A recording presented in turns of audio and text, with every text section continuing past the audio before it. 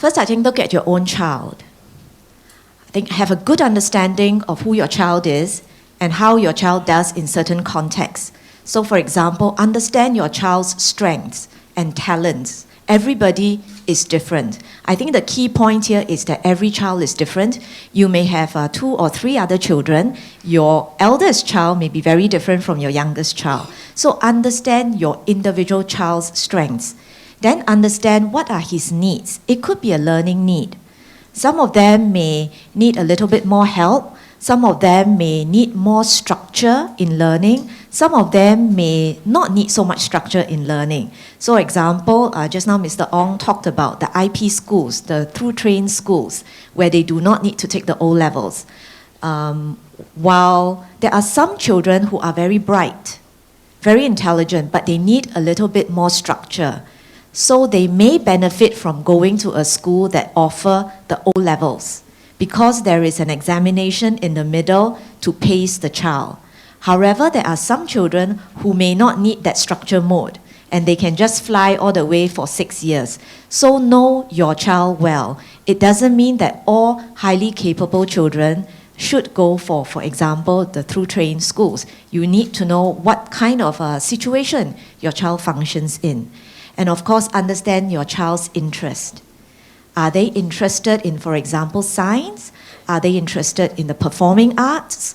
And this will help you narrow down some of your choices. So that should be the starting point. Then you look at some schools that you may be interested in. Okay? Understand, first of all, the school culture. Your child is going to be in the school for 4 to 5 years. And it is very, very, very important that the child is happy in the school. Because it can be quite torturous to be in a school where the child is not comfortable, doesn't like certain things, you know. And I think it makes learning and making friends a lot more difficult. So usually towards the end of the year, a lot of the secondary schools will have open houses. I always invite the parents and say, you know, go ahead, go to the school. You may hear a lot about the school, you may see a lot of things on the website, but there is nothing like stepping into the school and feeling the culture. Usually when you go into the school, you can have a sense of the school. How are the students like? How are the staff like? Are they polite? Do you feel a warm and caring sense of culture? Is the culture one that is a great emphasis on excellence, on innovation? Or what is that sort of culture? Will it fit your child? Okay. Then also understand the school's programs. So this is linked to your child's strengths, talents, needs, and interest. So look at whether the school offers some of these programs that meet your child's needs. And of course, understand the school's niche areas. So for example, Mr. Ong talked about some of the schools having particular niche areas like performing arts, like language, like sports. So if your child is very good in these areas, then perhaps, you know, explore some of these schools. I typically do find that for students, CCA is very important to them. So you may want to check out the school's CCAs because not all schools offer the same CCAs. Each school will make a choice as to what sort of CCAs they will want.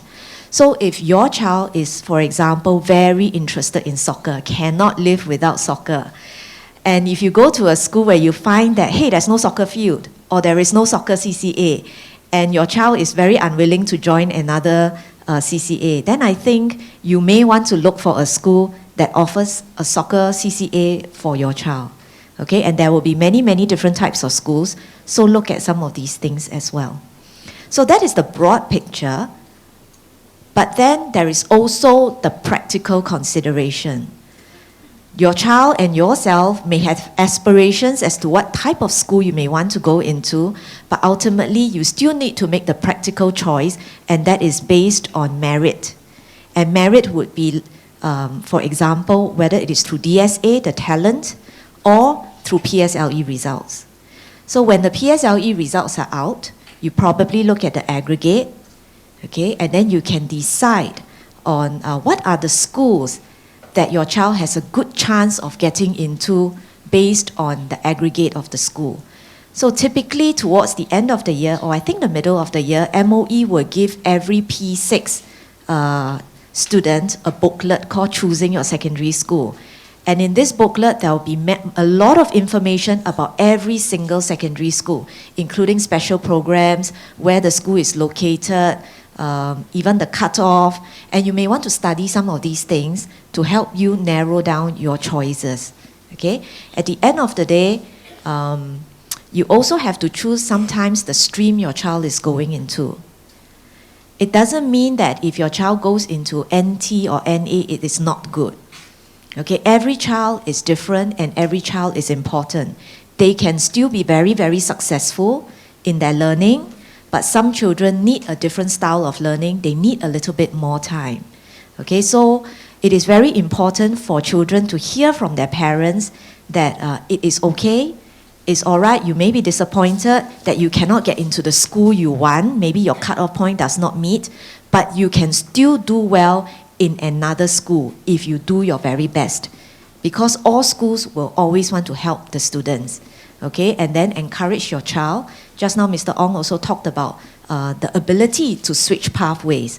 So, you know, maybe when your child develops later, he may be able to move to a more demanding course, but maybe he may find that he's happy in what he's doing and can excel in it.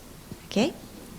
Thank you, Ms. Chong. And I believe parents in the audience who are at a decision point of helping your child to choose a secondary school, those pointers will be very useful.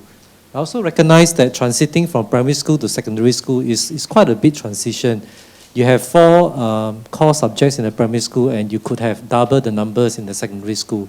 And also there could be new approaches, new learning platforms. So perhaps Ms. Chong can take us through some of the new strategies that are being offered at the secondary schools. Certainly. This is usually what I talk to my secondary 1 parents when they first come into school, because many of them do not have children in a secondary school. This is their first child. So they are a little bit anxious about what secondary school life is all about. Oh, before I go into that, these were some of the examples I wanted to show you about choosing a secondary school, and I just used my school for example. So this is, for example, Dunman Secondary School. So you can see from the newspaper article that there is certain things you can tell about the culture. It is a culture of excellence, a culture of innovation, and you can see that there are some special programs Dunman Secondary School has. And one of our special programs would be in science. And the students in the school will have the opportunity to do life sciences, whether you are in the Express, NA, or NT. Okay, so these were also some of the newspaper articles about the school. Okay, and life science and the sciences is something Dunman Secondary is very, very well developed in. We are the East Zone Center of Excellence for Innovations in Science. So if students have a talent in this area, then this is the type of school that can help you. And we are not the only school that has a lot of programs. For example, if you are interested in ICT, you are interested in bicultural programs, then look for specific programs that can help your child. Okay, okay, so now I'll talk about the curriculum. And I think Mr. Ong later will talk about the changes when it comes to co-curriculum. So in secondary school, and we have, I think majority of us have experienced secondary school, and there are quite a number of changes. But one of the change that your child would probably have to deal with is that there are a lot more subjects. Okay, so in primary school, you have your EMS and your mother tongue. So 4 subjects. So just now, Mr. Ong also showed the secondary school curriculum. So now in Sec 1 already, a child needs to cope with 8 or 9 subjects. And these subjects, some of them are totally new. So like geography, history, literature, these are entirely new subjects. Okay? So usually at the beginning of the year, most of the Sec 1 students will need some time to adjust. So even students who have done well in PSLE, usually they will need to adjust to a new learning style, a lot more demanding subjects. The school hours are also longer, so they may be a little bit more tired. But most children, within half a year, they will adjust very well to the new environment. So you have more subjects, you have new subjects, and some schools also have special subjects. So later I will give you an example of some of these things from my school, but almost all schools will have certain special subjects to them. Then there are some subjects which are typical to a school, and these are what we call school-based curriculum. So while MOE says that every child needs to do your English, need to do your mother tongue, need to do your mathematics, schools also now have more autonomy, especially in autonomous and independent schools, to come up with their own curriculum. So depending on your child, you may want to check out the curriculum of some of these schools. These are called school-based curriculum, which are specially made to tailor to the type of students who come to us. So for example, in Dunman, our express students tend to have very high cutoff. So a lot of the students are able.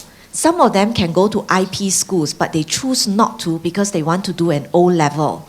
So we need to have some special programs and curriculum to stretch the ability of these students as well. Okay? Then of course, the teaching and learning style is also different. Now, a lot of the students, when they go to secondary school, they have to handle project work. So a lot of collaborative learning. This is part of the 21st century competencies we want to teach our students, because when you go into the workplace, it's not just about how much knowledge you can memorize. You know, I don't think your boss will give you a piece of paper and say, please take this test now. It's about working on projects together, how creative you are, how critical you are in thinking, whether you are able to work together as a team. So a lot more project style learning, a lot more field work, perhaps sometimes going out of school to do learning, okay, and the teachers will also use a lot of ICT, use a lot of group learning, so the style of learning has also changed, and some students will need a little bit of time to adjust to it. The assessment may also change.